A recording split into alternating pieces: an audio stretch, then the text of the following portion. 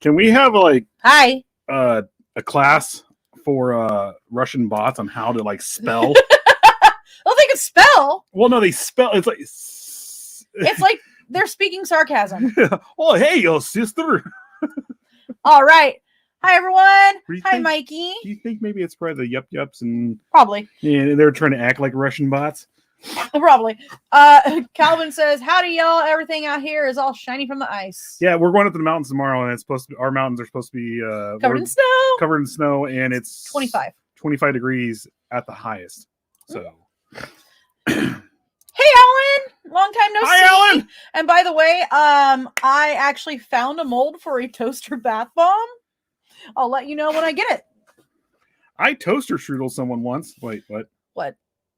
Yeah. Wait, what picture? Which picture? I saw the picture you sent. Which one? What did I send something?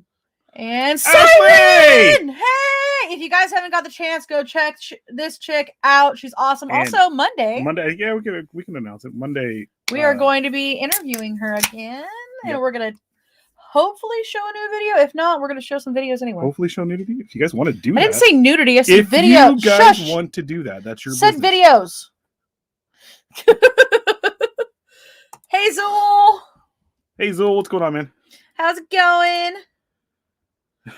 Oh, Calvin sent a pic of the ice. Oh, yeah. I was like, what? What picture? The Accidentally Awesome group?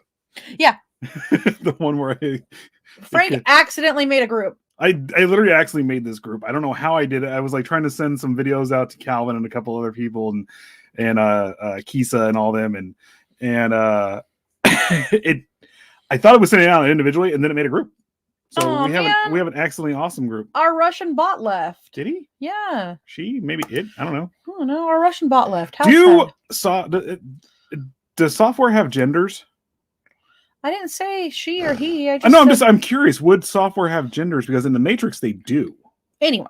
I'm just saying. And I don't have an answer for you. I freaking love the Matrix. Let's get into this. We're 5 minutes in and haven't even started talking about it. This is going to be a long one. We got to get through this tonight because we have on Friday when we're I know if we get up there, if we get up Carla there. Or if we can get the stuff. Carla Homolka.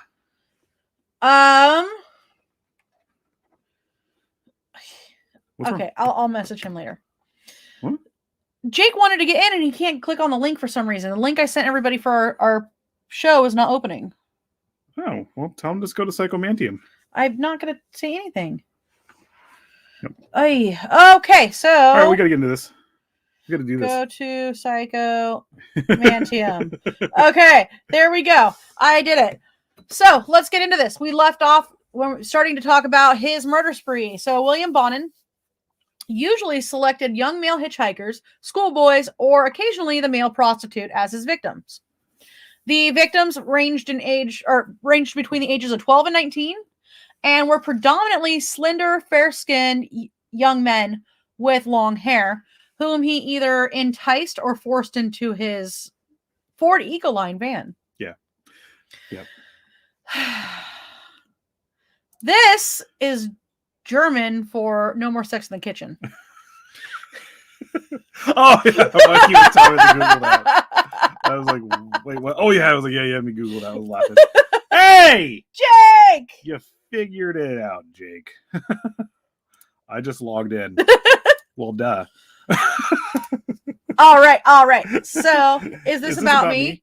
Yes, this is all about you. Well, he abducted young men. Anyway, let's do this. He lured his guys into his van. Well, so he would either entice them or force them into the Ecoline van, where they were overpowered, bound in handcuffs on their feet and their wrists. And it was either handcuffs, wire, cords, but they were bound. Yeah. They were then sexually assaulted, extensively beaten all over the face, head, and genitals, and tortured before typically being killed by strangulation with their own t-shirts, although some victims were stabbed or beat to death. Mm-hmm. I figure this is probably a good time for me to say, we need a trigger warning. Oh, yeah. So, you guys, this content is going to be pretty brutal, so trigger warning, explicit content. You know, the shitty thing is that we should... Also... Oh, yeah. Under the fair use, another author may make limited use of the original author's work without asking permission pursuant to 17 U.S. Code 107. Certain uses of copyrighted material for purposes such as criticism, comment, news reporting, teaching, including multiple copies for classroom use, scholarship, or research, is not an infringement of copyright.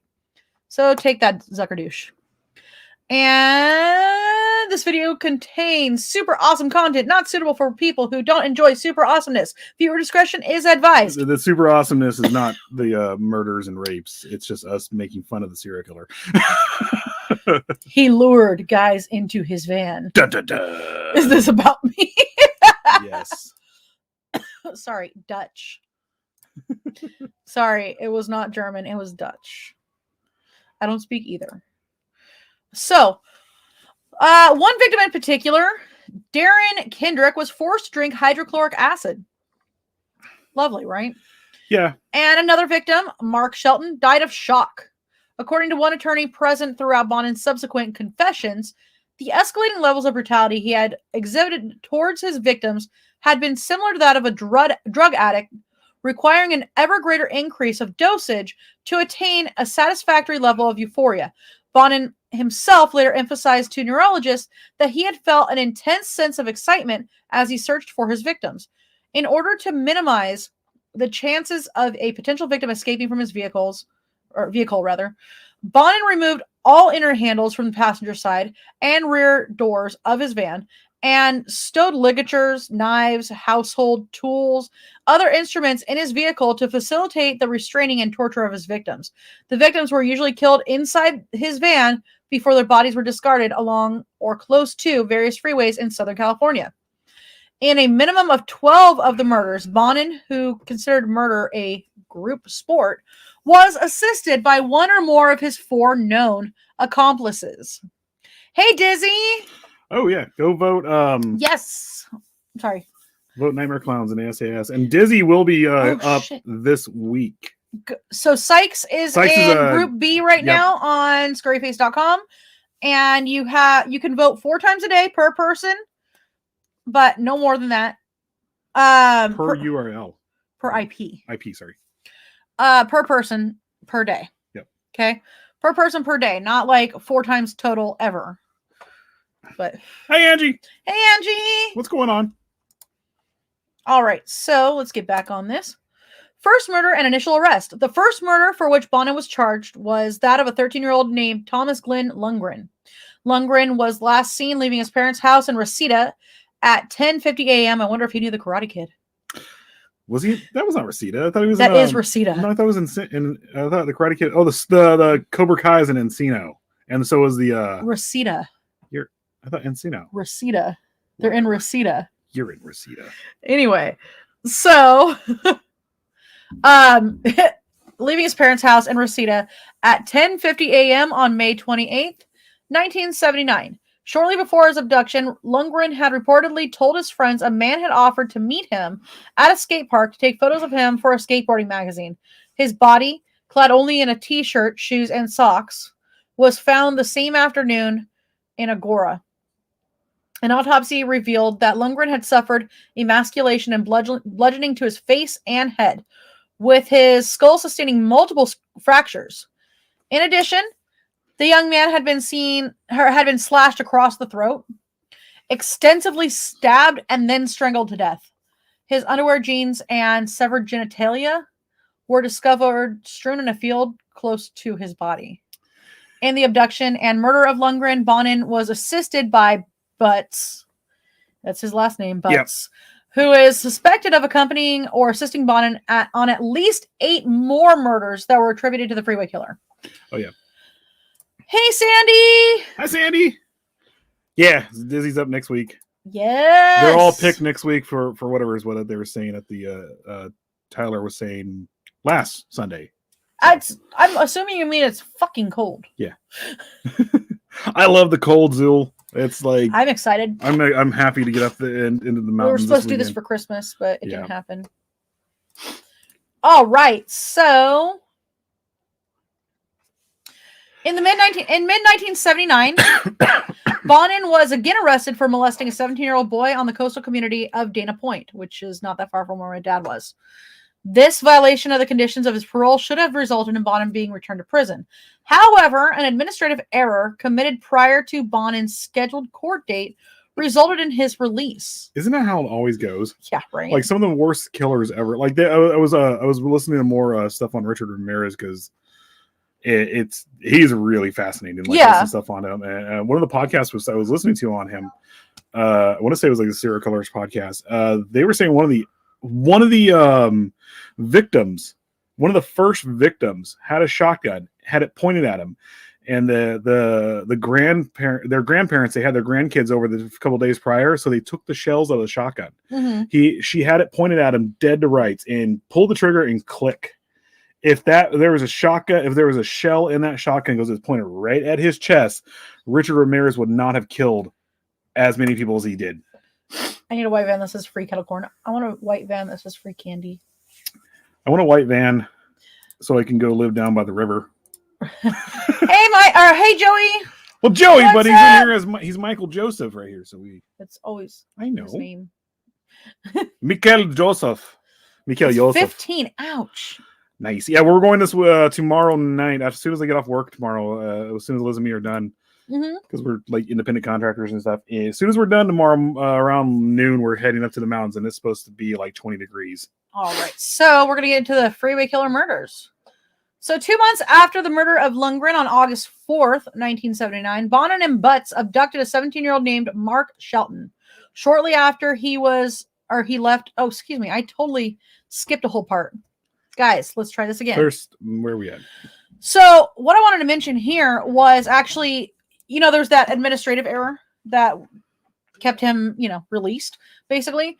So he was actually in the Orange County jail for a little while, and he got picked up by Frazier, who was his parole officer, I believe. So Frazier drove to go pick him up from the Orange County jail. And he later recalls that as he was driving Bonin home, Bonin made a statement that Frazier had originally interpreted as an expression of remorse, but later he learned it was not. So the quote was, "No one's going to testify again. This is never going to happen to me again." This is what happens. I mean, basically, if you are a serial rapist, I'm not saying people are serial rapists, but if the vast majority of serial rapists end up becoming murderers because they don't want to be caught. They usually go through like a bad stint where they got caught, and then they realize when they get to jail, either they become friends like Kemper did and start learning, and like Bonin did here. He didn't want to go back to jail one bit, so he's like, you know what? No body, no victim, no trial. Yeah. All right. So getting back into what I had said earlier, 2 months after the murder of Lundgren on August 4th, 1979, Bonin and Butts abducted a 17-year-old named Mark Shelton shortly after he left his house in Westminster to walk to a movie theater that was on Beach Boulevard. So screams were heard from the vicinity of the Shelton household by neighbors, leaving a strong possibility that Shelton was abducted by force. The crazy thing about Los Angeles is that's actually kind of rare for Orange them. County.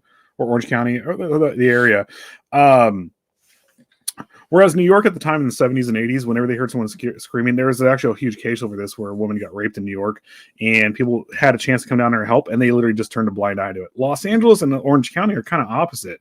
When they hear stuff, people kind of do come. They will call cops and stuff like that. Not LA. Orange County, yes. Yes. LA, no. I just Mark Shelton was violated with foreign objects, including a pool cue, causing his body to enter a state of shock, which is how he died. He was killed from shock. His body was then discarded in San Bernardino County. So the following day, Bonin and Butts encountered another 17-year-old. He was a West German exchange student named Marcus Grabs. He was attempting to hitchhike down PCH, which is Pacific Coast Highway. Grabs was bound with lengths of cord and ignition wire and driven to Bonin's home, where he was sodomized, beaten, and stabbed 77 times. Wow. Before his naked body was discarded in Malibu Creek. Close to Las Virgenes County Road. So, yeah. The really into Malibu. Oh, no problem, Dizzy. He said he'll be back. No worries. Thank you. No problem, man. You're awesome. So his body was found the following morning, with one investigator likening the network of injuries inflicted upon the victim to that of a rabid dog unable to determine when to stop biting. Everything that he's doing here shows that it's completely personal. Like every aspect of his crimes, it really shows that he is still just stuck in when he was, molested by his grandparents or his grandfather, and his father, and then like basically like molested in the system and stuff like that. This is grandfather. No, it was a system too. No, I mean not his father. Oh no, yeah, I'm sorry, grandfather. But and then like trying to take back power from his father who beat him constantly. This is all signs of that. And that's where the 77 stab wounds comes from and everything like that, where he's just making it personal, like just trying to get back something. This is like berserk mode, because now this is August 27th, which is just not even that long after the last two. So on August 27th, Bonin and Butts abducted a 15-year-old from Hollywood named Donald Ray Hayden. Hayden was last seen alive walking along Santa Monica Boulevard at 1 a.m. His body was found by construction workers later the same morning in a dumpster located near the off-ramp of the Ventura Freeway. Prior to his death by ligature strangulation, Hayden had been bound, beaten all over his face, sodomized, stabbed in the neck and genitalia, and bludgeoned all around his skull. So hit in the head multiple times. Evident attempts had also been made to remove his testicles and slash his throat. Wait, he tried to remove them? Apparently he didn't successfully remove them. Wow. Hi, Iris. Thank you for joining us. Hi, Iris. Just to let you know, this is a brutal subject, so we understand if people cannot hang on this one. Yeah, it's pretty bad in this one. Yeah. So, 2 weeks after the Hayden murder on September 9th, Bonin and Butts encountered a 17-year-old La Mirada boy named David Lewis Murillo. He was bicycling to a movie theater. Murillo was lured into Bonin's van, where he was bound, repeatedly raped, extensively bludgeoned in the head with a tire iron, then strangled with a ligature before his naked body was thrown over an embankment into a bed of ivy along the 101 freeway. Almost fell. 8 days after this murder, on September 17th, an 18-year-old Newport Beach young man named Robert Christopher Wierostek was abducted as he biked to his job at the grocery store. His body was found on September 27th near I-10, actually.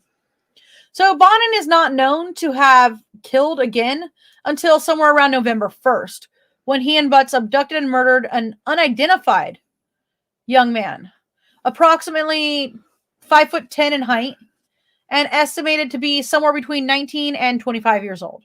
So this victim was savagely beaten, then strangled to death before his body was discarded in an irrigation ditch by the 99 freeway.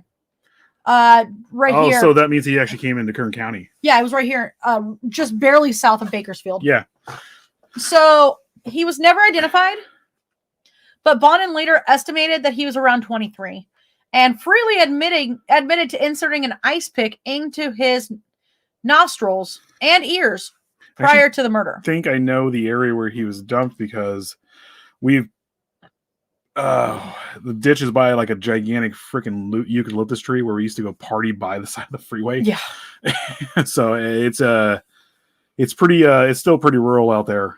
So about a month later, Bonin by himself abducted a 17-year-old Bellflower boy named Frank Dennis Fox.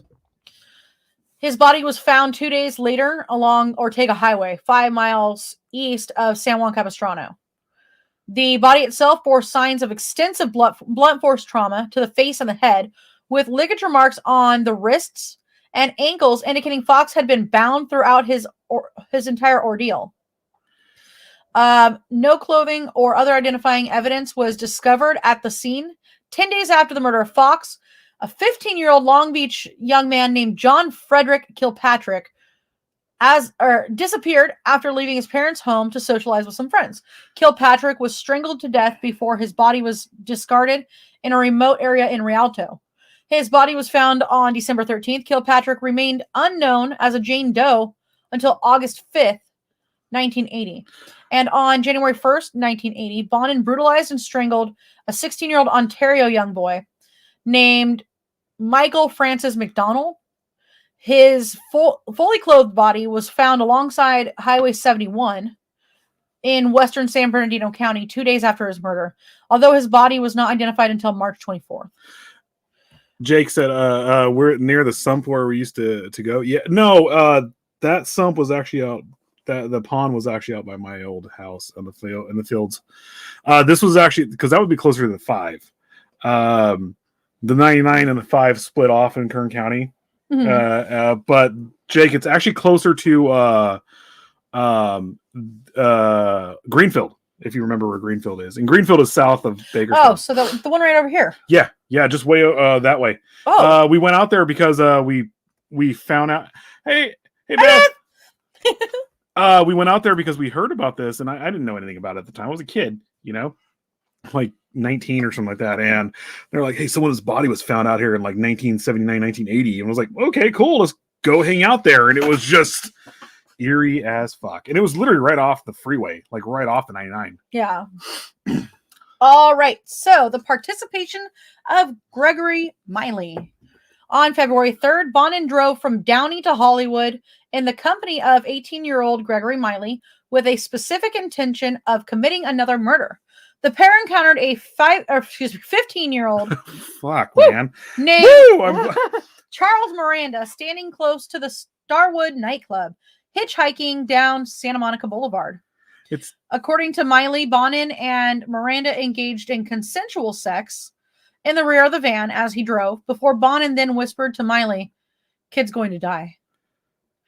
Miranda was then overpowered by Bonin, who then asked him how much money he had in his possession. When Miranda responded that he had only $6, Bonin ordered Miley to take his wallet before beating Miranda to death and knocking him out. Miranda was then bound and gagged by Bonin, who proceeded to sexually assault him. Miley also attempted to rape him, but was unable to sustain an erection in the process. So, in frustration, Miley assaulted Miranda with various sharp objects before assisting Bonin in beating him. Bonin then strangled Miranda to death with his own t-shirt and a tire iron as Miley repeatedly jumped on Miranda's chest. His naked body was then dumped in an alleyway alongside East 2nd Street in LA. So, two things here. One, Albert Fish, it was hard to get through that one because that he actually went after little kids. Yeah.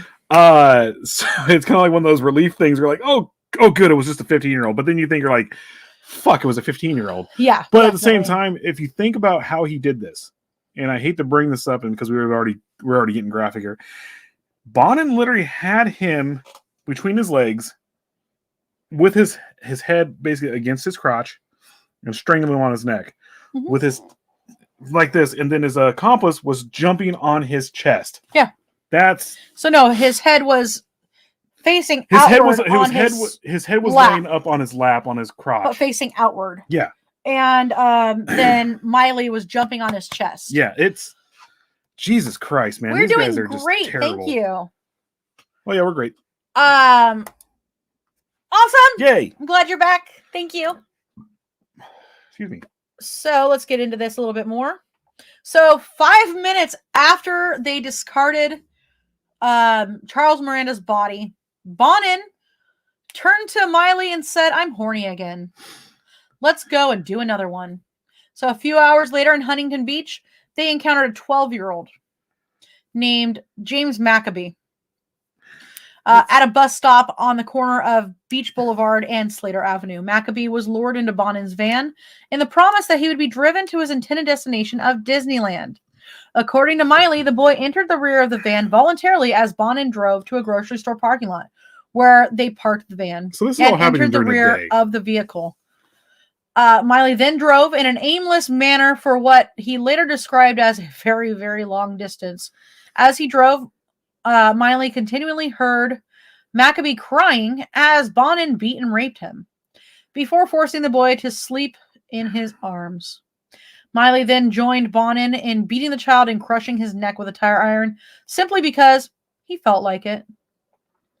Bonin then strangled Maccabee to death with his own t-shirt before the pair discarded his fully clothed but beaten body alongside a dumpster in the city of Walnut. Maccabee's body was discovered 3 days later. I'm laughing at what Dizzy said. I'm What? sorry. Hell, I'm lucky at my age if I'm ready for round 2 after an hour. Hi. Hi. Oh, wow. Couldn't be a cop. I'd shoot someone in the head for that shit. Absolutely. There was a lot of cops at this time who actually Did. No, they actually retired early because of everything that was going on in California, from from Kemper to this Ramirez, and like it was them. It was the original Night Stalker, and then it was Richard Ramirez. the two cops who were taking on Richard Ramirez, and the one who was really silent. Yeah, and it was like, you can't take this stuff home. And the Hispanic cop, I can't think of his name. He's an awesome cop. He's still doing it to this day. Mm-hmm. He was losing his mind because of how brutal Richard Ramirez was, and he couldn't be around his family at the time because he was seeing all of it. And every time something happened, he thought Richard Ramirez was about to come into his house and do it to his family. It wasn't just because Richard Ramirez, though. There was Joseph D'Angelo at the time, and then you had like Hillside Stranglers back to back with all these guys, and Rodney Alcala, and then Richard Ramirez, and who else? The other Freeway Killer. Oh, I can't think of his name. There's the I-5 Strangler. Well, there's the other I-5 Killer. Well, Bonin's going on. There's a Freeway Killer couple. Yeah. I can't think of their names right now, but it was a man, and it was obviously man and chick, and they were abducting sex workers and stuff like that, and just doing practically the same stuff. So that was this was in 1980. That's the wrong one. That's the wrong one. Oh my god. Sorry, the one that I found just now. Oh no, that was the little boy that my dad used to teach the school. That was shot through the car. But this was it was the same thing. It was 1979, 1981. There you go. That's not it. No. Anyway, we'll figure it out later. We'll figure it out. But there was another couple going along and doing the same stuff at the exact same time with sex workers, with female sex workers. Yeah, I definitely wouldn't want to be a police officer. Just think of the PTSD that they had to go through. Absolutely. That's one thing. And not to get into stuff like this, I was like, do you guys realize when you have the ACAB people, it's like you realize the shit that police officers see. Yeah. The stuff they actually experience, and they keep a lot of people from seeing because they're taking care of business. Yeah, they mess up. I'm glad my uncle wasn't well known. Yeah. Right? Oh, yeah. All right, so let's get back in this. So, on February 4th, Bonin was arrested for violating the conditions of his parole. He was remanded into custody at the Orange County Jail until March 4th. So, subsequent killings. 10 days after Bonin was released from custody, which would be... He was released on March 4th. So on March 14th, he abducted and killed an 18-year-old Van Nuys kid named Ronald Gatlin. Gatlin was abducted shortly after he had left his friend's home.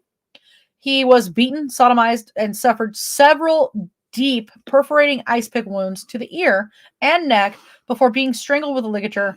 His body his body was bound at the hands and the feet. He was Hawkeye. He wasn't. It was just like this and his feet down. He was found the following day in Duarte.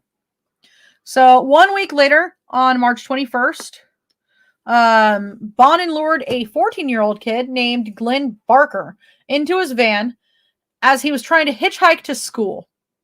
Barker was raped, beaten, and strangled to death with ligature. His body bore evidence of numerous burns to the neck, which had been inflicted with a lit cigarette. In addition, Barker had been violated with foreign objects and had extensively distended his rectum.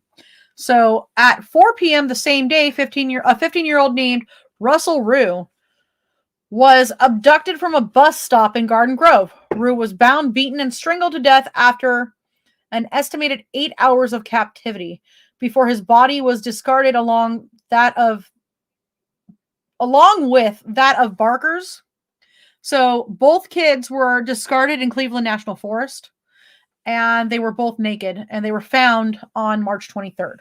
The crazy thing is that, like, I when I'm driving around for work and stuff like that, like, you see a lot of kids getting out for school, and you're like, dude, how are you letting your kids walk like this? I get it. Both parents are working and stuff like that, but I don't know. I see this was like, there is no way, absolutely no way I would let my kids walk home. I did all that.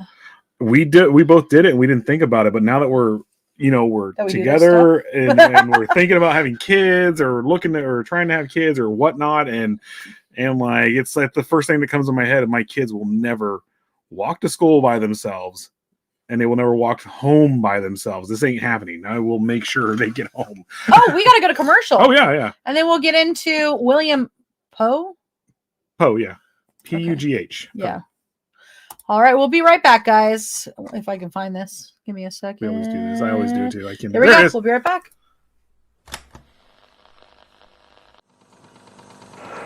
This is Mikey from Out of the Ordinary, and you're watching PBDC TV.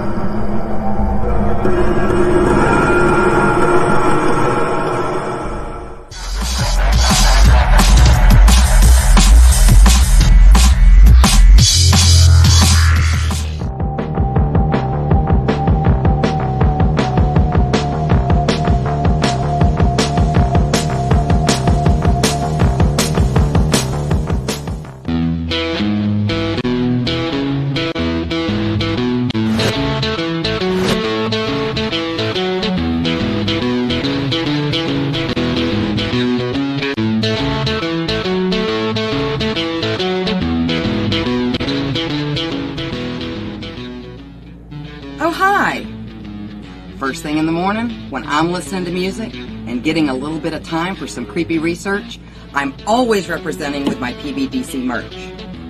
what a better way to have a cup of coffee in the morning.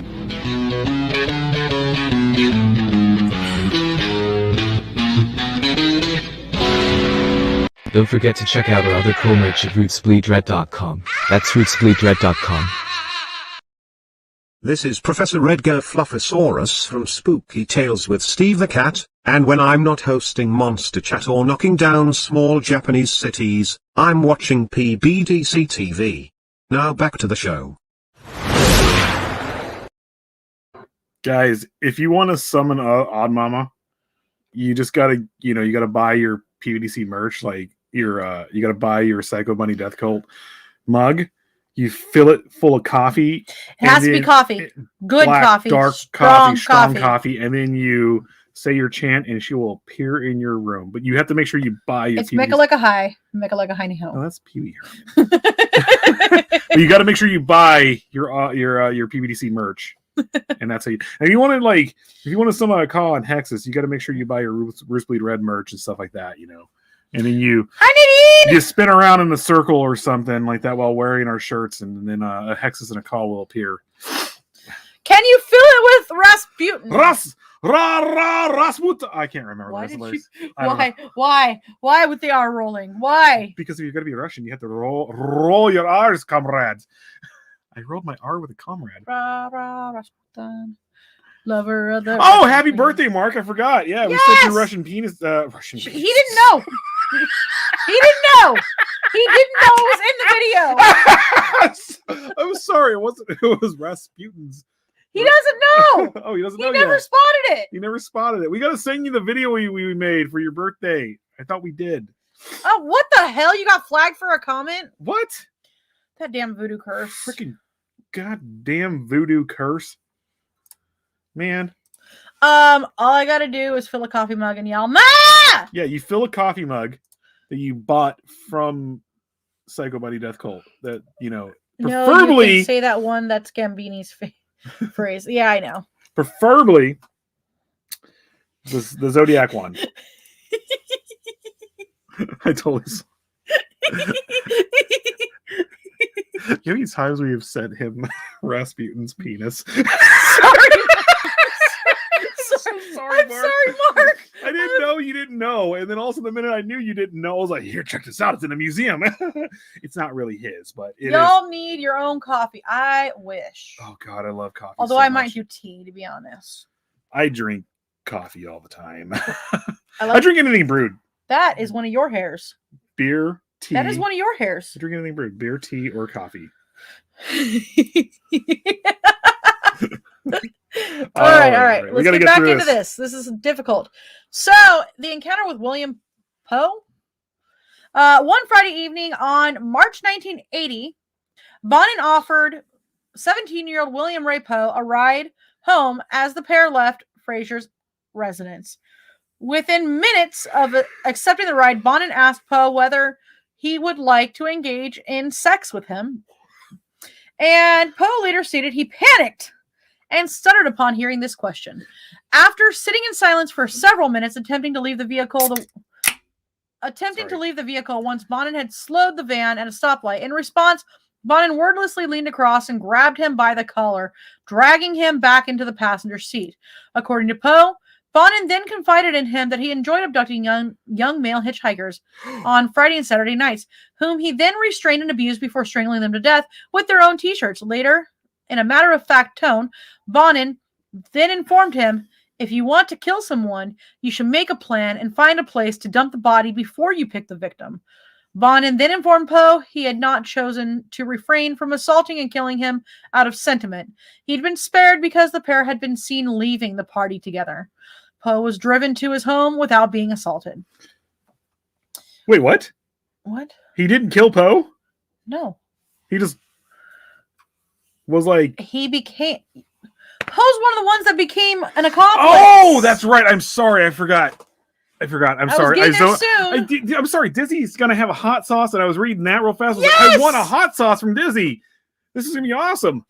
I love tea. I'm a tea granny. I can't help it. I like tea, too. I made some good bomb-ass iced tea tonight. I don't mind tea, you know, like I'm not okay. Look, clearly I'm not Southern at all. I do not like sweet tea, Southern sweet tea. My tea, like if I make an iced tea, it's got a little bit of sugar in it, and that's it. I like my tea. I like my tea with no sugar. Hey, Dizzy, if it's not too much to ask, hook us up with that company. Maybe we can get some too. Hey, if it's not too much to ask, we'll totally buy your hot sauce off you. We are so buying the hot sauce no matter what. Yeah, I will. I Totally was just buy the saying a hot sauce with us too would be fun. Yeah. Okay. That'd be great. Make a Hexas one and a Ka one, or just Texas and a Ka. Anyway, so the murder of Harry Turner. On March 24th, Bonin and Poe abducted a 15-year-old runaway named Harry Todd Turner from a Los Angeles street. Turner had absconded from a boys' home in the desert community of Lancaster 4 days prior to meeting up with Bonin and Poe. Pug was... Hi, Nadine! Hey, Nadine! Sorry. Pug was later to testify that he and Bonin lured Turner into Bonin's van with an offer of $20 for sex. So I'm not gay, but $20 is $20. Fucking Mikey. Ass bleeds red. Liz and Frank, y'all can call. Hold on. Hi, Nadine. Y'all can call your hot sauce ass bleeds red. Oh my god. If we do this though, it's not going to be Chipotle. No, yeah, I'm not a big fan of Chipotle. And no, I love Chipotle, but no, you're dead. It's going to be.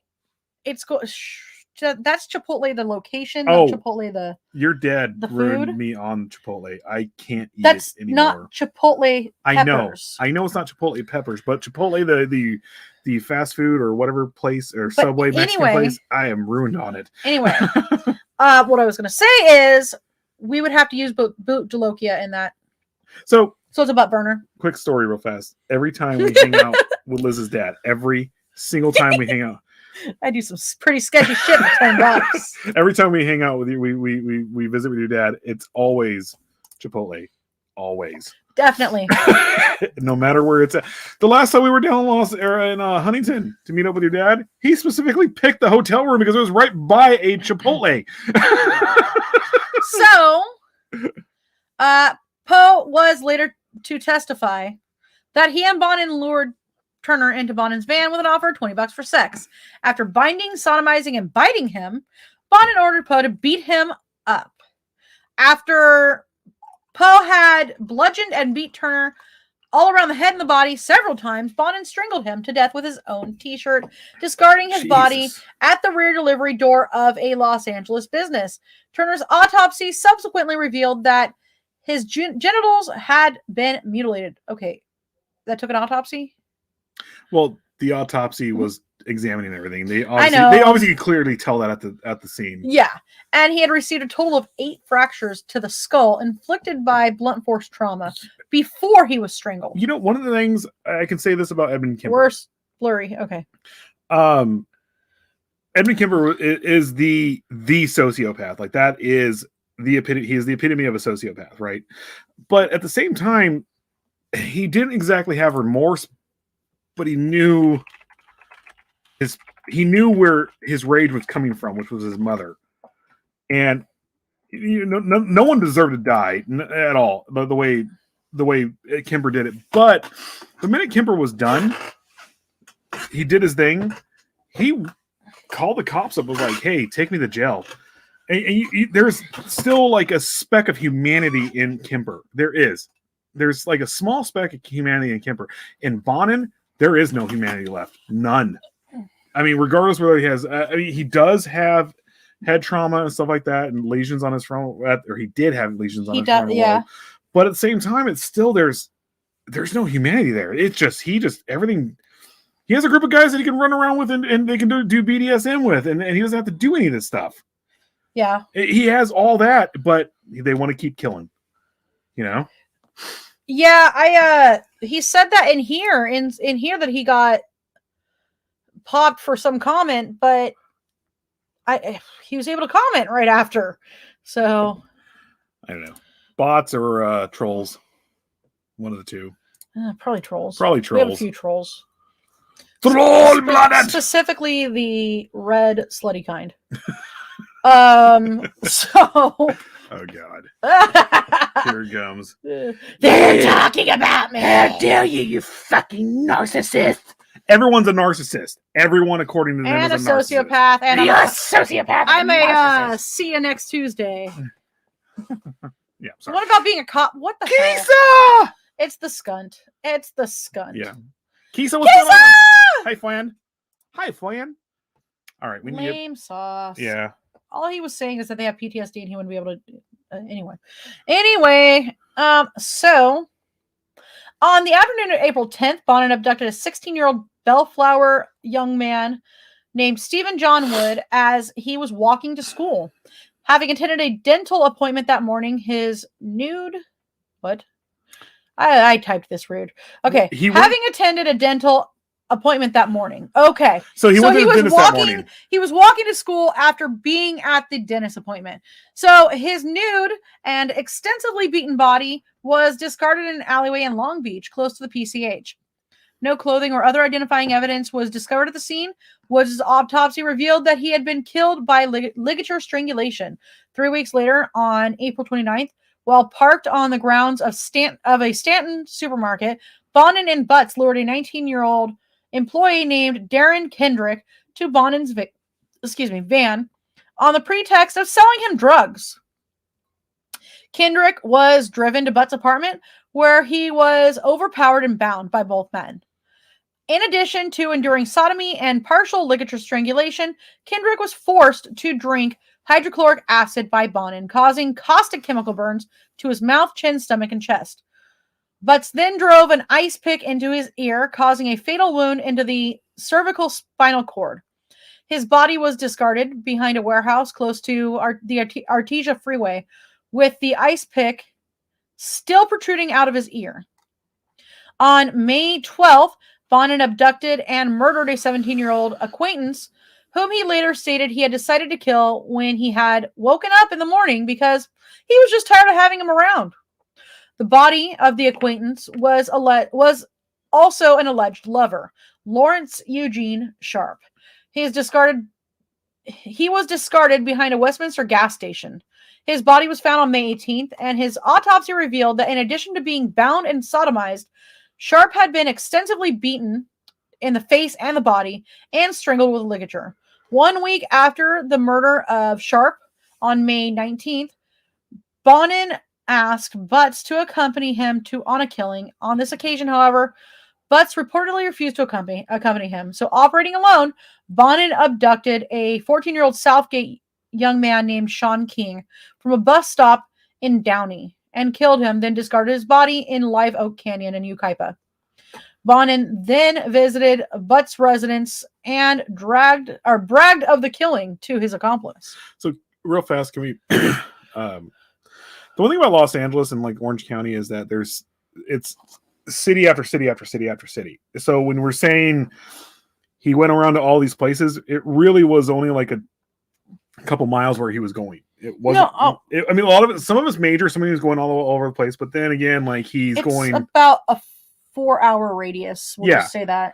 And you can go. You're going through like what 10, 15, 20 different cities when you do that. Mm-hmm. It's a lot. Yeah. It's the same thing that happened with Richard Ramirez when he's killing. He went from Van Nuys to wherever in Los Angeles to Orange County, all this other stuff. He was all over the place. And it sounds like he's going all over California when he's just going through Los Angeles or LA County and Orange County.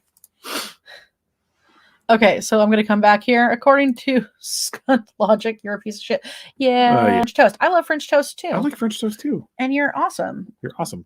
Yeah, exactly, Sandy. Yummy. Yummy. Bond and Butts. No, it's Bonin and Butts. Yes, thank you. You're awesome too. I'm a butterball. Yeah, I'm a butterball. I'm okay with it. Now murder. All right, pull your hatchets out. Yeah, isn't that like chop ICP? No, I know it's ICP, but there's a lot of good people on TikTok actually who did some cool stuff with that one. I have the lollipop that I could do that with. Oh, the Sidewalker. Yeah, that song is awesome. Oh, French toast, banana car. Oh, come on! Don't do that to a fat kid. Who was it? Who is it? The Old River Grill that has sourdough pancakes. Amazing. No, the one that's really good is over Absolutely at amazing. Huckleberry's. The French toast I got. I want to go in there to the waitresses and just look at them and be like, "I'll be your Huckleberry." I'm your Huckleberry. And they're gonna be like, "I'm calling the cops because you're obviously a sexual predator." I'm like, no, I'm quoting Tombstone. Well, so Mikey said I want funnel cake. Okay, so he brought me this like cronut thing that was so good. Oh, it's the chocolate crundle. The crundle. It's No, crundy. Chocolate crundy. I don't want to eat a grundle. Okay. Crundle. I didn't say crundle. It's a spot between your taint that we took out and we put chocolate all Powdered over. sugar. Damn right. God, guys, I'm too fat to be this hungry. All right. A comment by Beth I wanted to get to real fast. Scroll up. Which one? No, not the French toast one. There's another one. Right there. I think that they should do the same thing they did to them poor boys. Yeah. Absolutely. The thing with Willem Dafoe? Not Willem Dafoe, William Bonin, there was no way you're going to. That was the bitter. They're really good. Sourdough pancakes are amazing. It was one of those things where you couldn't exactly do this stuff to him because one, he was a actually badass Vietnam vet and knew what he was doing. Oh, cannolis are amazing. I fucking love cannolis. Two, when every time he went to jail, they had to actually separate him from the gin pot because he was the one who was doing the raping. Like, that's literally like the aggression that the guy had. Oh, yeah. So let's get going here. So 9 days after the murder of King on May 28th, Bonin invited an 18-year-old homeless drifter named James Michael Monroe to move into the apartment that he shared with his mother and older brother, but only in exchange for sex. Monroe was a runaway from St. Clair, Michigan, who had been evicted from his family's home in early 1980. Monroe had planned on meeting a friend in California, but gradually ended up on the streets. By May 1980, he had been working as a male prostitute in Hollywood for several weeks. While at the Angel Street residence, Monroe, a bisexual who preferred sexual relation with females, began a consensual sexual relationship with Bonin. He also accepted a subsequent offer of employment at the Montebello delivery firm where Bonin worked, and was allowed by Bonin to drive his van on occasion. Monroe later described his initial impression of Bonin as being a good guy, just really normal. Although on the evening of June 1st, Bonin abruptly informed Monroe that he wanted the two of them to abduct, rape, and kill a teenage hitchhiker. Andy has kettle corn. Sorry. Which kettle corn do you have? If we were all together here where I live, we'd be heading to IHOP or Denny's. Hell yeah, we would. Oh, you know what I really want? IHOP. We actually, the first night we were together, we had IHOP the next morning, and it was amazing. And then we went to a dark old cemetery. What? Nothing. Okay. Anyway, so by early 1980, the murders committed by Bonin and his accomplices were receiving considerable media attention and a reward totaling $50,000 for information. This is 1980, by the way. Mm-hmm. $50,000 for information leading to the conviction of the perpetrator or perpetrators had been offered by leading gay rights activists. Bonin avidly followed news media reports pertaining to his crimes and collected the newspaper clippings, documenting his own manhunt. So 50,000 at the time was actually roughly like 250,000 now. Something like that. Yeah, it's hey, huge. Hey, how are you? How are you doing? Yeah, that is a lot of money. Yeah. We go to Del Taco all the time. It's originally from Barstow out Barstow, California. I love their burgers. So actually, I was talking to Odd Mother behind the scenes, and we were talking about how like she was telling us how all the Del Tacos in Georgia got bought up by Taco Bell, and I didn't think of it until right now until we drove by one of the ones by our house, and it got bought up by another place. I was like, oh, are they going out of business soon? Well, so okay, having by this stage determined a definitive link between many of the murders committed within the previous year, investigators from the various jurisdictions where victims had been abducted or discovered had themselves begun sharing information in their collective hunt for the perpetrator.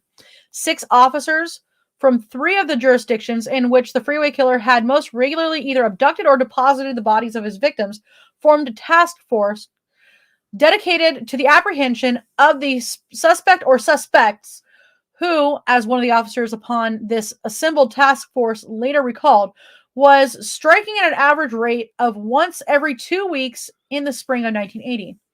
By May 1980, Pug had, or Poe, I actually think it is Pug. it might be Pug, Poe. I don't think it's know. Poe. It's Pugh. If anybody knows what Poe, Pugh put the, it might be Pug because I think he might be Pug. I don't know. So this guy had been arrested for auto theft and was housed at the Los Padrinos Juvenile Courthouse.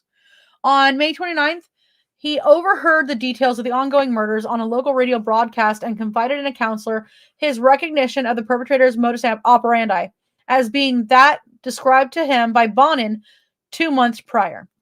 This counselor reported his suspicions to the police, who in turn relayed the information to the LA Police Department, LAPD. Joey said it right there. It's Pew. Pew. That makes more sense. Thank you, Joey. Thank you. So he had actually relayed the information to LAPD homicide sergeant named John St. John. His name is fucking John St. John. Okay. Is he a porn star? Yeah, he should be. That's a porn star's name. Upon hearing the confidential tip from the counselor, St. John conducted an extensive interview with Pew. I was saying his name wrong this entire show. I know. I kept thinking. I knew it was wrong. I just couldn't figure out what it was. So although Pew withheld the fact that he had actually accompanied Bonin on one of his murders, the information he provided led St. John to deduce that Bonin may have indeed been the Freeway Killer. McVicker had also contacted authorities by this time to report his suspicions that Bonin may be the perpetrator. His suspicions were not dismissed, but regarded as one of many public tips to be investigated. A police investigation into Bonin's background revealed his extensive history of convictions for sexually assaulting teenage boys. St. John assigned a surveillance team to monitor Bonin's movements. The surveillance of Bonin began the evening of June 2nd, 1980. I think what happened with Pew is he heard what was going on and he started putting two and two together and he's like, oh shit, I'm an accomplice. I better get ahead of this. Yeah, basically. And that's when he started giving information out. But he didn't give all the information out. But he was like... He later did. Yeah. No, he later did. But at this time, he wasn't giving all the information out. And that's when he was like, okay, I don't want to go to jail for... Or at least I don't want to get the death penalty here, Mm-hmm.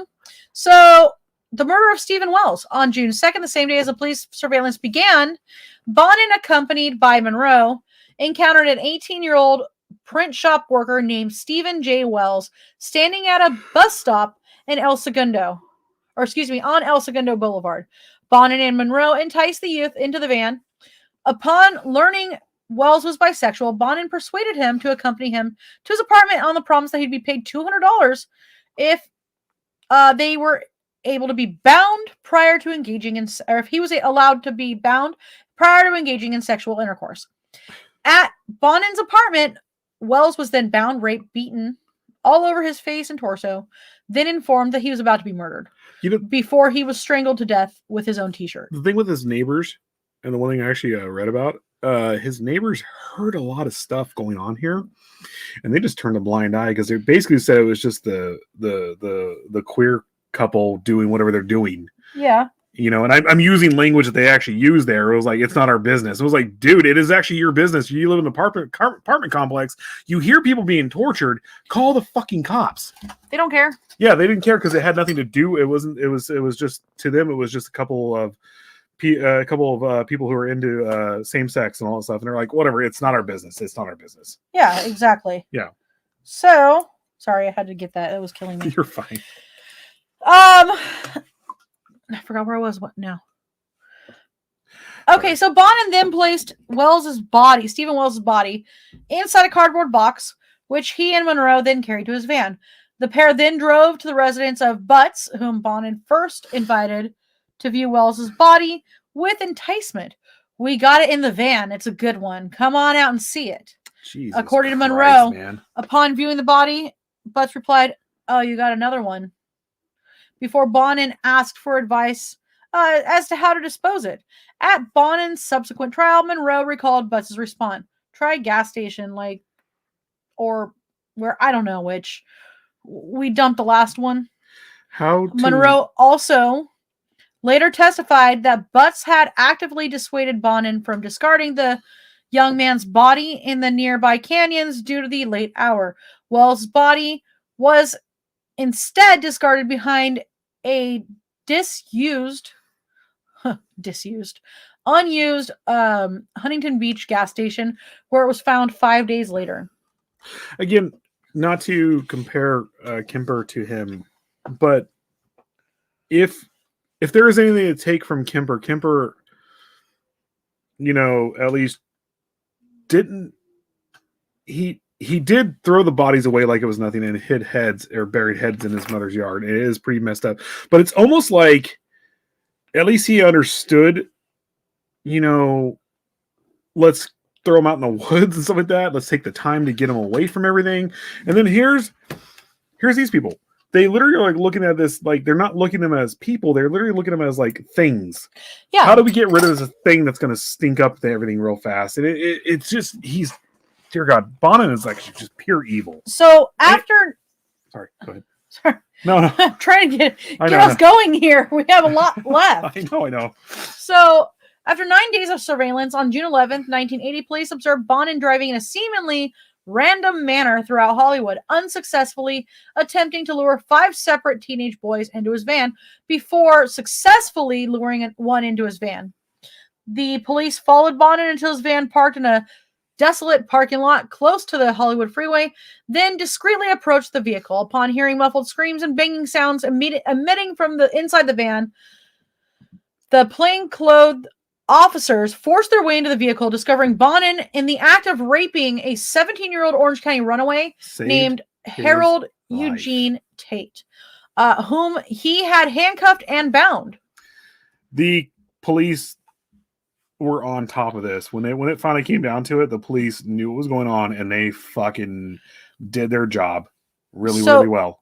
Initially charged with rape of a minor and held on suspicion of the murder of Miranda, Bonin was detained in lieu of $250,000 bond. His girlfriend subsequently notified his boss of the arrest, causing Monroe, already apprehensive at Bonin's absence from work, to become frantic. The following day, Monroe stole Bonin's car and fled to Michigan. Inside Bonin's van, investigators discovered numerous artifacts attesting to his culpability in the Freeway Killer murders. These items included various restraining devices, including lengths of nylon cord, an assortment of knives, a tire iron, and household implements such as pliers and coat hangers. Furthermore, the interior of Bonin's van and sections of his home were extensively bloodstained, and the inner handles from the passenger side and rear doors of his vehicle had been removed in an obvious effort to prevent victims from escaping the vehicle. Inside the glove box, investigators also discovered a scrapbook of newspaper clippings related to the murders. So we're going to get into confession now. The crazy thing about all this is like, Mark said, seriously, stay away from vans. Nothing good happens. Nothing good happens with a van involved. You know what? It's that, and stay away from people who the first thing they say when you're talking about sex with them, do you like to be tied up before anything happens? Seriously.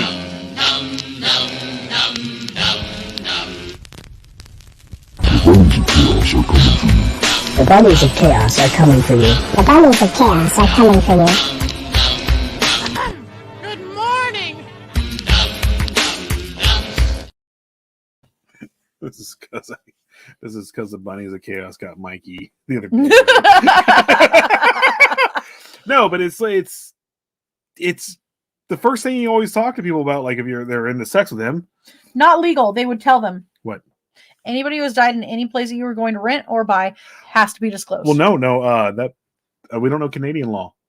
No, I'm talking about here. Oh, in California, no, they do disclose the disclosure of deaths in a place actually started in the early 2000s. Actually, prior to that, I think they were able to get away with not telling you if people died there. Oh. But now they have to let you know that if someone died, you might be dealing with their spirit for the rest of their life, or you might be, do whatever you got to do with them. All right, so let's get into the confession. Hey. So, although initially protesting his innocence in any of the murders, they're always innocent. Bonin later confessed his guilt to John St. John after reading an impassioned letter from the mother of King, imploring him to reveal the location of her son's body. Over the course of several evenings, Bonin then confessed to abducting, raping, and killing 21 boys and young men. He expressed no remorse for his actions, but he did demonstrate extreme embarrassment and regret over having been caught. Bonin stated to authorities that his primary accomplice in the murders had been Butts, with Miley and Monroe being active accomplices in other murders. Bonin later told one reporter who asked him what he would be doing if he were still at large. He said, "I'd still be killing. I couldn't stop killing. It got easier with each one we did." Bonin was physically linked to many of the murders by blood and semen stains and numerous distinctive green Triskelion So he put shaped. So basically, this is swirl, but it's like the 3-sided swirl. well, it's a 3-sided swirl. It's the what is it? The crop circles. Triskelion. I don't know. Can we save that real fast? It's triple spiral. Whatever. Like, if you ever seen crop circles, that's the stuff he would put on their bodies. Yeah. Okay, let me do this real fast. Yeah, we're doing this real fast. Sorry, we got to show you this. I did not know this fact. I didn't know this at all, actually. That he would actually put this on there. This was his calling card. Or stuff. It was similar to this. It was this. Was it this? Yeah. Yeah. This was basically his calling card that he would do on people. You want to know why people think that the CIA had something to do with serial killers and like throughout the 60s and the 70s and 80s is shit like that. Yeah. Right okay. there. So, no. Sorry, I'm totally wrong. He did not do that on there. Oh, he didn't. It was the carpet that would do that on them. Oh, it was the carpet. Yeah, the shag carpet. I'm sorry. It was doing that kind of shape. Okay. On their bodies, and so he wasn't exactly putting it on them, but it was getting put on them by them laying down. I knew that was kind of weird. Like I said, I've read a lot about this. I did not know that. So it was proven to be exactly the carpeting that was in the van. So furthermore, upon 3 victims' bodies, investigators had discovered hair samples, which had proven to be an exact match to Bonin. Medical evidence also revealed that 6 of the murders for which Bonin was charged were committed by a unique windlass strangulation method, which was referred to by the prosecutor at Bonin's LA County trial as a signature trademark. Initially arraigned for the murder of Grabs on 25th. On July 25th. By July 29th, Bonin had been charged with an additional 15 murders to which he had confessed, and upon which the prosecution believed they had sufficient evidence to obtain a conviction. In addition to the 16 murder indictments, Bonin was also charged with 11 counts of robbery, 1 count of sodomy, and 1 count of mayhem. He was held without bond. And on August 8th, these charges were formally submitted against him. 3 days later, in accordance with the Penal Code Section 987, Bonin, at this stage without legal representation, was appointed an attorney named Earl Hansen to act as his legal representation. Hansen remained Bonin's attorney until October of 81, when, at Bonin's request, he was replaced by William Charvet and Tracy Stewart. So the one thing when they say mayhem, it's actually like mayhem is actually going around and like not just causing issues, it's actually going around and causing malicious violence, stuff like that, even rape and stuff like that. That's what they got him on. And like they were literally like, oh, no, we're gonna throw the book at this guy. We have to keep him in there regardless, because we know if we can't get him on these convictions, we're gonna get him on robbery, we're gonna get him all this other stuff, and we're gonna put him in jail for at least 20-30 years. You know? Hi, Baba Drew Reyes. Hey, Baba Drew Reyes. All right, so let's see. And one overdue library book. That always gets you. It does, actually. I think they did do that one time, didn't they? Or was that like a Simpsons reference? I think that's Simpsons. Anyway, so based on Bonin's confession, police obtained a warrant authorizing a search of Butt's Lakewood property on the same date as Bonin's initial arraignment. This July 25th search uncovered evidence linking Butts to several of the murders to which Bonin had already confessed, and Butts was brought before a municipal court on July 29th, charged with accompanying Bonin on 6 murders committed between August 79 and April 80. He was also charged with 3 counts of robbery. In a press statement relating to the police investigation into the murders issued on this date, the Los Angeles County Sheriff's Department stated Bonin and Butts are believed to be responsible for the kidnapping, torture, and murder of at least 21 young males between May 1979 and June 1980, before adding that 5 further charges would likely be filed against the men in Orange County. Despite initially proclaiming his innocence, Butts confessed to having accompanied Bonin upon each of the murder forays listed in each of the charges against him, and to have actively participated in sexual abuse of several victims. In his confession, Butts claimed to have participated in the murders primarily out of fear, claiming it was either go or become the next victim. Oh, bullshit, dude. Adding he only found the courage to confess upon learning Bonin was in custody. Oh, Butts was adamant he had only a limited role in the actual torture of the victims, but confessed to actively participating in torturing of one victim. You were jumping up and down on someone's chest several different times, or several different people's chests. Actually, That was Miley. That wasn't him. That was Miley. Oh, Miley. I'm sorry. That's what I was saying. I'm getting confused. I'm sorry. Yeah. So, discussing the actual murder forays, Butts claimed that upon successfully luring a victim into the van, he typically drove in an aimless manner, as Bonin abused and tortured his victims in the rear of the van, then stopped the vehicle in order to assist in restraining the victim as Bonin escalated the torture. When asked as to why some victims had been subjected to more extensive blunt force trauma than others, Butts stated that in many instances, Bonin would escalate the level of beatings to which he subjected his victim if they resisted his sexual advances.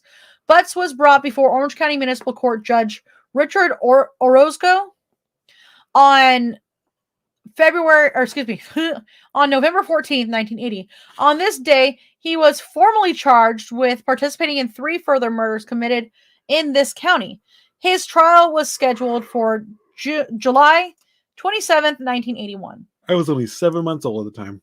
No, I'm sorry, 6 months. I was barely over 6 months old at the time. So on July 31st, Monroe was arrested in his hometown of Port Huron, Michigan. He was extradited to California and charged with the murder of Wells. Monroe pleaded innocent to all charges against him on August 14th. On August 22nd, Miley, at this point he was 19, was arrested in Texas and subsequently charged by California authorities with the murders of Miranda and Maccabee. Miley was arrested after having confessed to his culpability in the Miranda and Maccabee murders in a recorded phone call conversation with his friend, thus substantiating Bonin's earlier confession.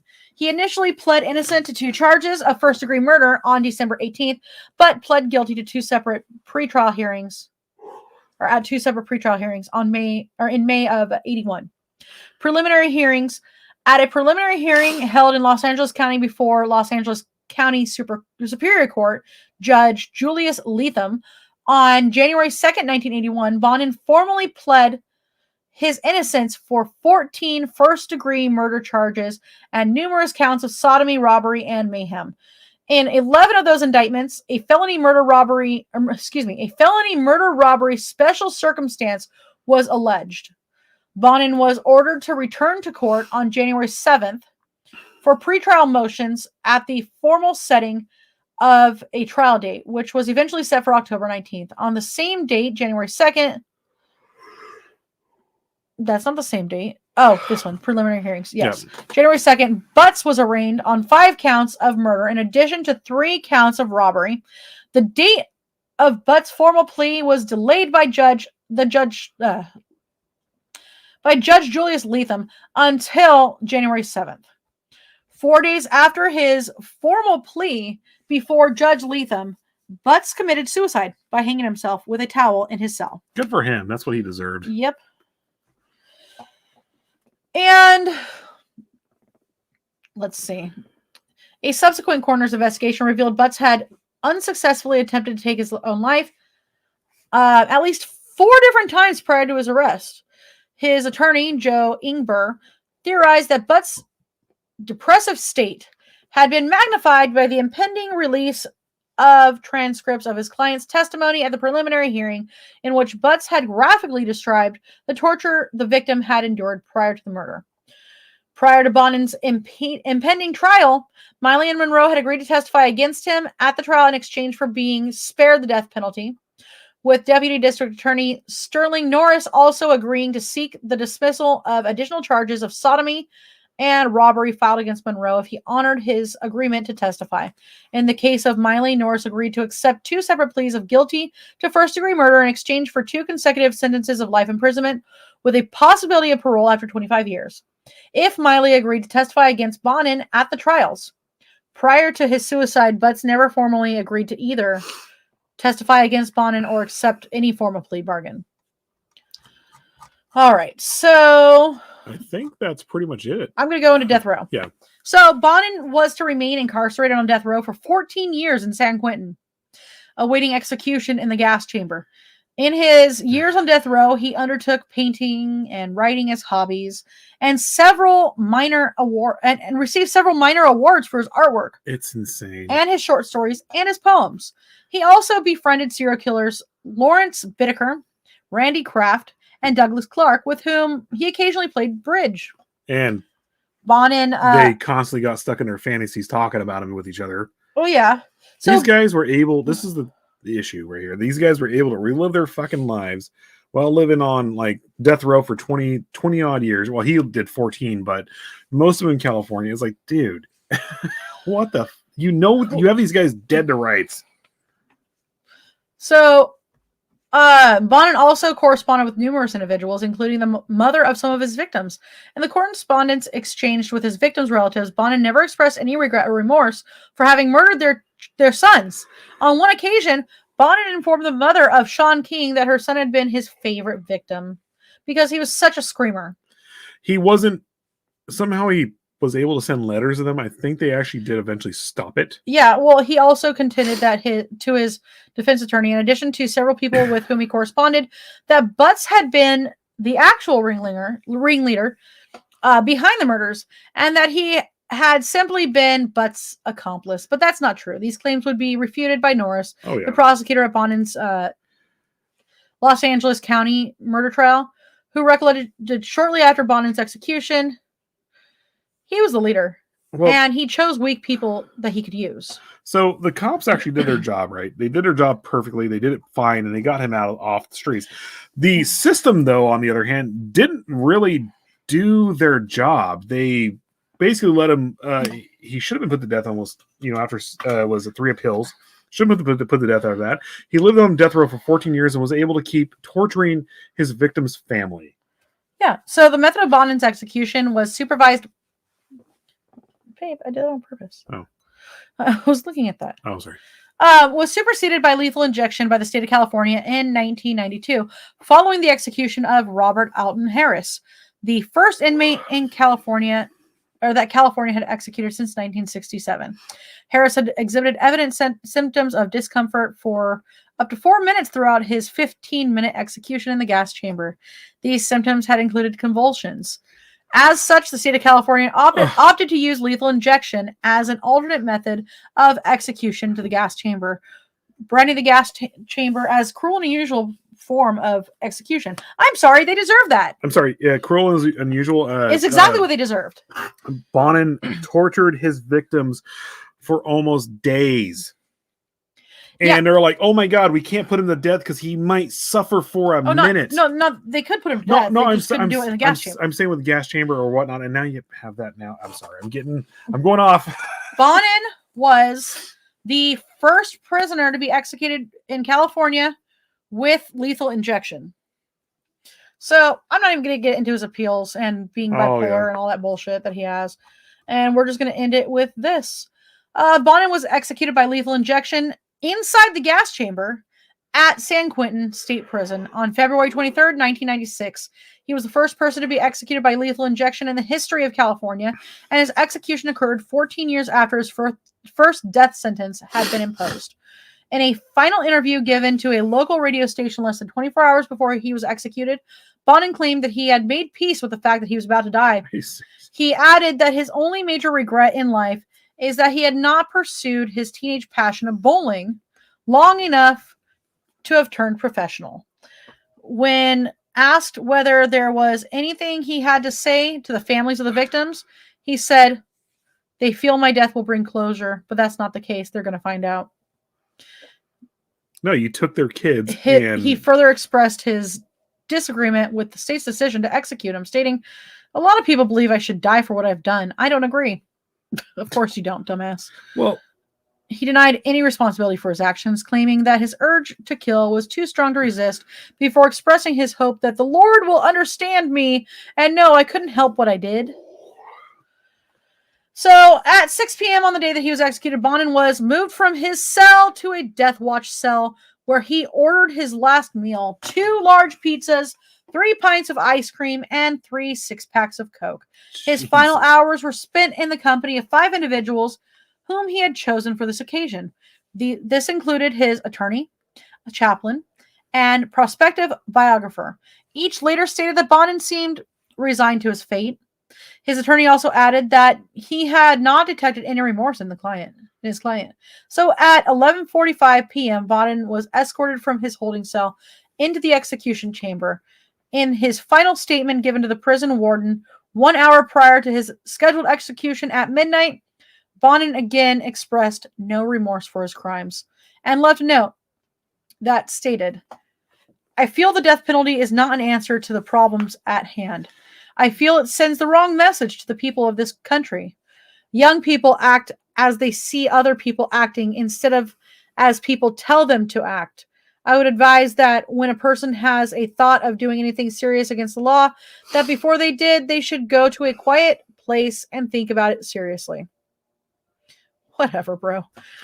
Well, I do get that he had trauma and he had lesions on his frontal lobe and stuff like that. Like, so he did have impulse control issues. Yeah, I like that. get that. I get that. But the fact that he ditched bodies, tried to get him away from it, showed that he knew what he was doing was wrong. He knew exactly what he was doing was wrong. Now you have someone like Richard Chase, who, the Vampire of Sacramento, who didn't care about hiding bodies, didn't care about any of that shit. He just did what he did. He was completely schizophrenic and didn't understand his actions. Yeah. You know? So Bonin was pronounced dead at 12:13 a.m. He was 49 at the time of his execution. None of Bonin's relatives chose to witness his execution, although the event was witnessed by several relatives of his victims, many of whom wept and embraced when his death was finally confirmed. According to several of these witnesses, Bonin's execution passed without complications, and he was heavily sedated throughout the latter stages of the procedure.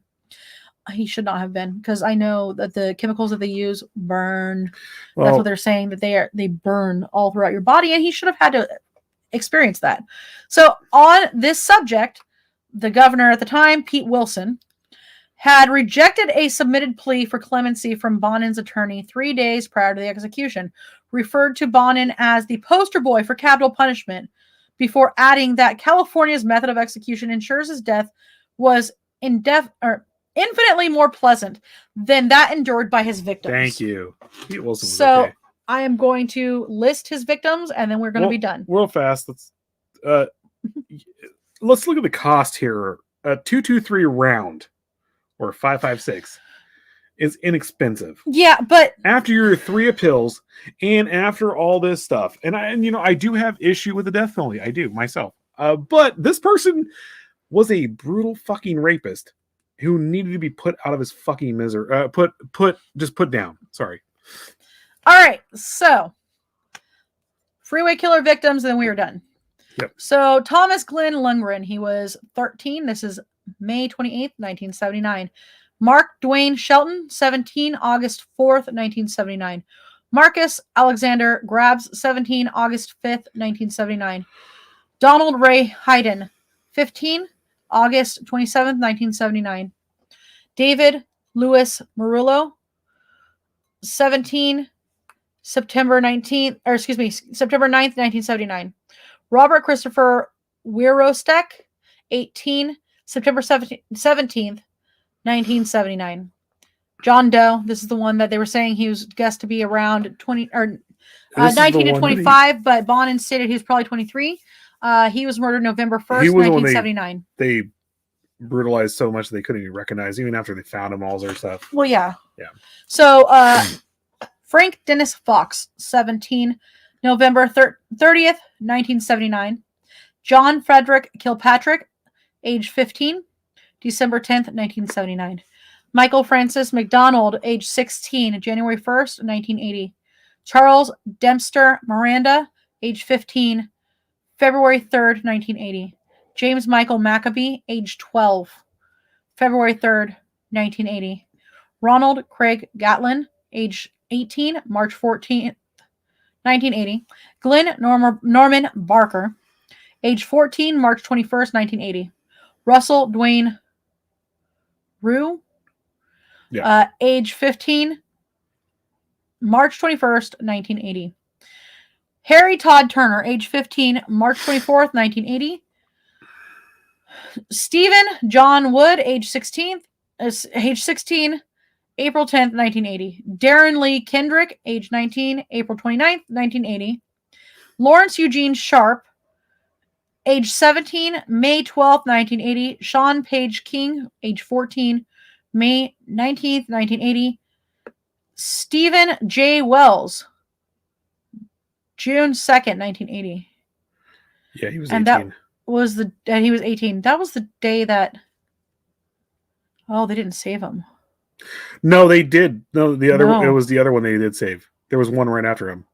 That's the one when they came in on it. This is the one where it was the same day they started surveillance. They started surveillance on him this day, but they didn't catch this one. It was they walked up a few days later in plain clothes and they caught the other guy and they saved him. No, it was the same day. June 2nd was the same day that they might be started surveillance. Well, they might be reading this one off as he's a victim, but he did live. They saved his life. Okay. Yeah. Okay. So, all right. Thank you guys for joining us tonight. We know that this was a longer episode, and a brutal one. Friday, real fast. Friday, we're going to talk about Carla Homolka. We're going to talk about Carla Homolka. But there might be a small chance we don't have internet where we're going. Yeah. Because there is going to be snow and everything like that. Yeah. So if we don't go live on Friday, we will just push it another week. Yep. And then we'll be back Sunday. And we're going to start talking about cults on Sunday. Yeah. And we're driving back Friday night or Saturday night. I'm sorry. And Saturday, but we won't be back till like nighttime. Afternoon. We won't be back till nighttime. Mm-hmm. And then Monday, we'll have before we're going to go on at 8:00 Eastern time.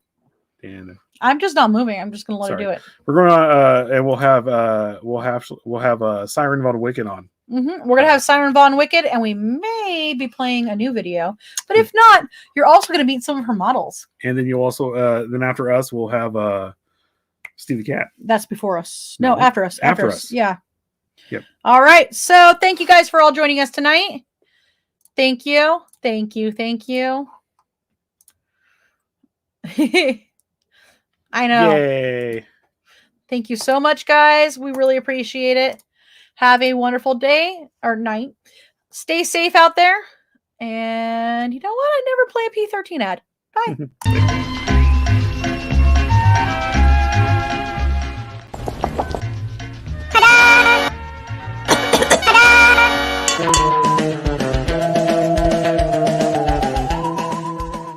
Hey!